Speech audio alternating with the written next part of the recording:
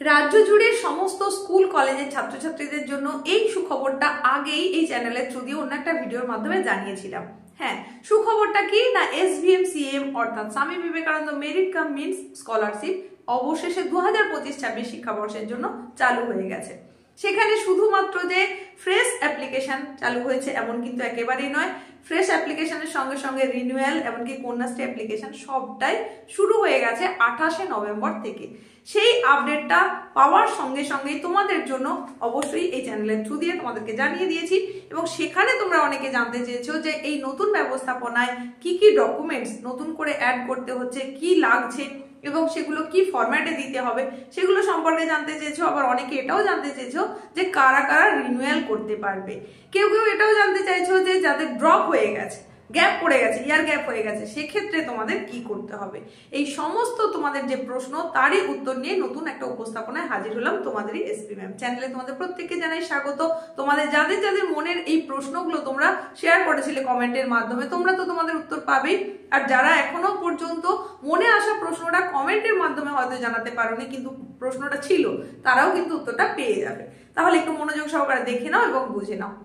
2025-26 শিক্ষাবর্ষের এই যে Swami Vivekananda merit cum means scholarship অত্যন্ত জনপ্রিয় স্কলারশিপ, রাজ্যের সমস্ত মেধাবী পড়ুয়া যারা আর্থিক কারণে পিছিয়ে পড়ে তাদের জন্য একটা খুব গুরুত্বপূর্ণ স্কলারশিপ।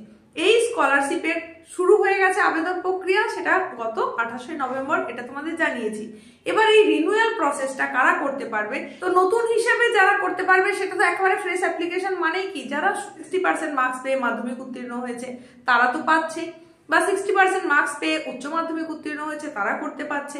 কিন্তু রিনিউয়াল কারা করতে পারবে, মাধ্যমিকে 60% মার্কস পেয়ে অ্যাপ্লিকেশন করেছিল এবং এই স্বামী বিবেকানন্দ স্কলারশিপের টাকা একবার পেয়ে গেছে, এখন বর্তমানে ক্লাস 11 শেষ করে দিয়ে 12-এ উঠেছে, 12-এর পড়াশোনা করছে, ক্লাস 11-এ সেখানেও 60% অ্যান্ড অ্যাভাব মার্কস পেয়েছে, তারাই করতে পারবে রিনিউয়াল।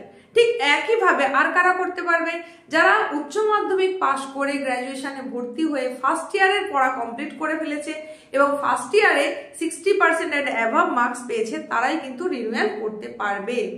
60% মার্কস না হলে কিন্তু কোনোভাবেই রিনিউয়াল করা যাবে না, এটা যেমন ঠিক কথা, তেমনি তুমি হয়তো মাধ্যমিকে 60% মার্কস পাওনি, তার কারণে আবেদন করেছিলে না, ক্লাস 11-এ ভালো রেজাল্ট করে 60% মার্কসের থেকেও বেশি মার্কস পেয়েছো, তুমি এখন আবেদন করতে চাইছো না, সেক্ষেত্রে কিন্তু তুমি ফ্রেশ অ্যাপ্লিকেশন করতে পারবে না।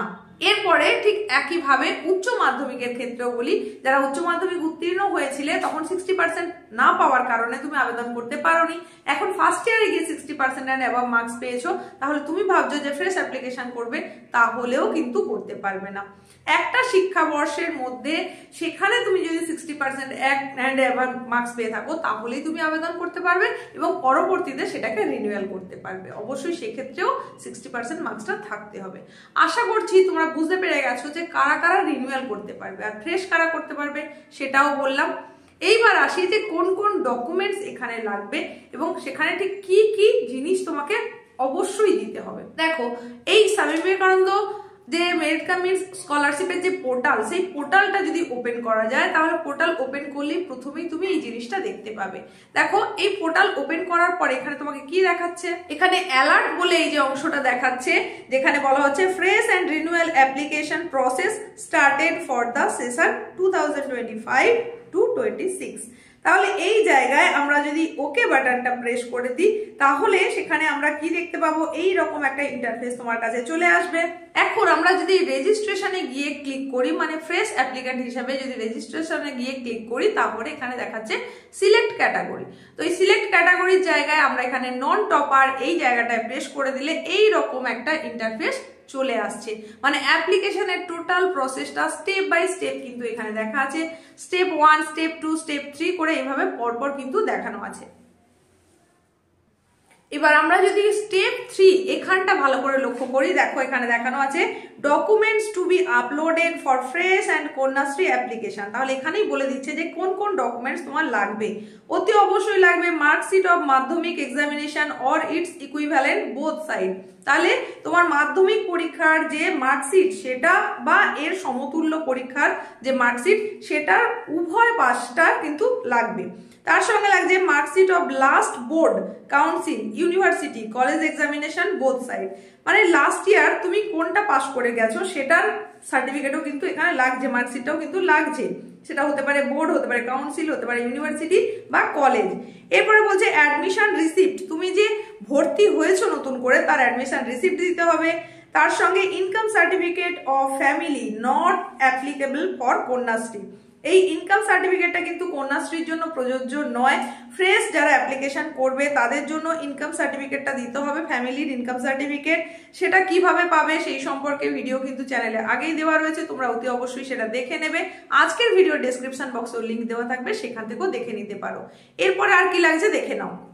দেখো এখানে বলা হচ্ছে ডমিসাইল সার্টিফিকেট অ্যাজ আধার আইডি, তাহলে ডমিসাইল সার্টিফিকেট হিসেবে তুমি আধার শো করতে পারো, সেটা না হলে তোমার ভোটার আইডি শো করতে পারো, সেটা না হলে রেশন কার্ড শো করতে পারো। আর কি বলা হচ্ছে certificate issued by concern authority, concern অথরিটির মাধ্যমে যেটা ইস্যু করা হয়েছে এরকম একটা তোমাকে সার্টিফিকেট শো করতে হবে ডমিসাইল সার্টিফিকেট হিসেবে, যেটা আধার হতে পারে, ভোটার হতে পারে, রেশন কার্ড হতে পারে, এইরকম কিছু। এরপরে যেটা বলা হচ্ছে scan copy of bank passbook, যার ফার্স্ট পেজটা তোমাকে দিতে হবে, যেখানে অ্যাকাউন্ট নাম্বার এবং আইএফএসসিটা পরিষ্কারভাবে উল্লেখ থাকবে। অবশ্যই সেটা কেন তোমাকে দিতে হবে, কারণ টাকাটা তো তোমার অ্যাকাউন্টেই ঢুকবে, তাই সেটা কিন্তু তোমাকে দিতেই হবে। এইবার এগুলো তুমি কি ফরম্যাটে দেবে, কিভাবে দেবে সেটা একটু বলে দিই। এই যে ডকুমেন্টস এর কথা বললাম, এই সমস্ত ডকুমেন্টস গুলো তোমাকে পিডিএফ আকারে দিতে হবে এবং 400 কেবির মধ্যে দিতে হবে। তার সঙ্গে সঙ্গে অবশ্যই তোমাকে একটা ফটোকপি তো দিতেই হচ্ছে, সেই ফটোটা হতে হবে 20 থেকে 50 কেবির মধ্যে তোমার ফটো থাকতে হবে, আর থাকতে হবে সিগনেচার, অতি অবশ্যই থাকতে হবে সিগনেচার, এবং সেটাও হতে হবে 10 থেকে 20 কেবির মধ্যে। আর যে ইনকাম সার্টিফিকেট তোমাকে শো করতে হবে, সেই ইনকাম সার্টিফিকেটটা তুমি কোথা থেকে পাবে? তুমি যদি পঞ্চায়েত এলাকার হয়ে থাকো তাহলে কোথা থেকে পাবে, এবং যদি তুমি কর্পোরেশন এলাকার হয়ে থাকো, মিউনিসিপ্যালিটি এলাকার হয়ে থাকো, তাহলে সেখানেই বা কোথা থেকে পাবে সেটাও কিন্তু আমি এর আগে জানিয়েছি।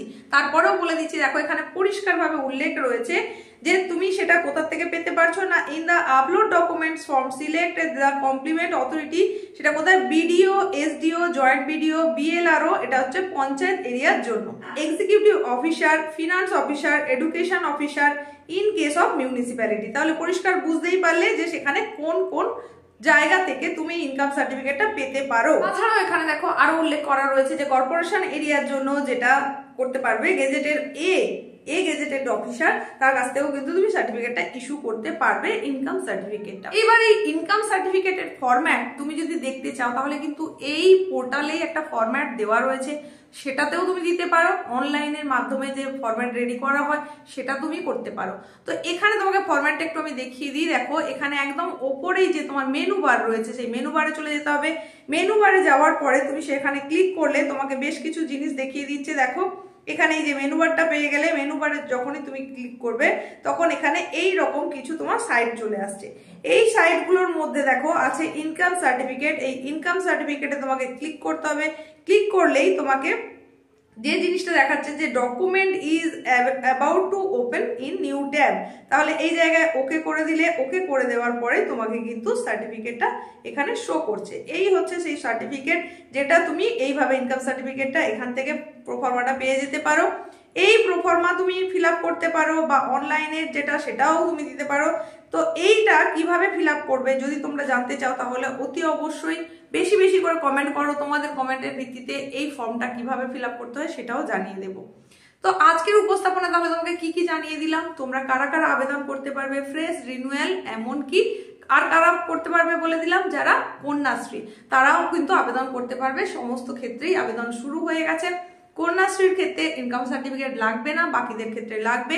গত 28শে নভেম্বর থেকে এই প্রক্রিয়া শুরু হয়েছে। তড়িঘড়ি করার কিন্তু কিছুই নেই, কারণ এখনো দীর্ঘ সময় বাকি থাকবে। এই বছর এই প্রক্রিয়াটা চালু হতে একটু টাইম লেগেছে ঠিকই, কিন্তু তুমি এই চলতি বছরে তো করতে পারছোই, এর পরেও কিন্তু বেশ কিছুদিন পর্যন্ত আবেদন করার সুযোগ তুমি পাবে। অযথা তাড়াহুড়ো করতে গিয়ে যাতে তোমার ভুল না হয়ে যায় সেদিকে তোমাকে লক্ষ্য রাখতে হবে। ডকুমেন্টস গুলো আগে ঠিক করো। আর তোমাকে দেখবে একটা জায়গায় রেশন কার্ড লাগছে, সেটা অতি অবশ্যই কিন্তু তোমাকে হাতের কাছে রাখতে হচ্ছে। যে ডকুমেন্টস গুলো যত কেবির মধ্যে বললাম সেগুলো তোমাকে রেডি রাখতে হবে। আর এর মাধ্যমে তোমরা 12,000 টাকা থেকে শুরু করে 60,000, এমনকি কিছু কিছু ক্ষেত্রে 96,000 টাকা পর্যন্ত পাওয়া যায়। কোন কোন ক্ষেত্রে কত টাকা পাওয়া যায় সেটা জানতে চাইলেও তোমাকে কমেন্ট করতে হবে, তাহলে সেই নিরিখে আরো একটা উপস্থাপনা তোমাদের জন্য আনবো। তো এখন তোমাকে বলি, যদি তোমার হেল্পলাইনের প্রয়োজন হয়ে থাকে তাহলে স্ক্রিনে যাওয়া নাম্বারটা দেখে নাও, এই হচ্ছে হেল্পলাইন, এখানেও কিন্তু তুমি হেল্প চাইতে পারো। তো এই সমস্তটাই ছিল তোমাদের জন্য নিয়ে আসা গুরুত্বপূর্ণ তথ্য। এরপরেও কিছু যদি তোমার জানার থাকে তাহলে সেটা কমেন্টের মাধ্যমে জানতে চাইতে পারো। উপস্থাপনা ভালো লাগলে লাইক করো, বন্ধুদের মধ্যে শেয়ার করো, হাই পয়েন্টটাও অতি অবশ্যই দিয়ে দাও। চ্যানেলে ফার্স্ট টাইম ভিজিটার হলে সাবস্ক্রাইব করো এই ধরনের গুরুত্বপূর্ণ তথ্য পাওয়ার জন্য। তারই পাশাপাশি নোটিফিকেশন বেল আইকনটাকেও অল করে দিতে হবে। আজকের মতো এইটুকুই, দেখা হচ্ছে নতুন এক উপস্থাপনার সঙ্গে।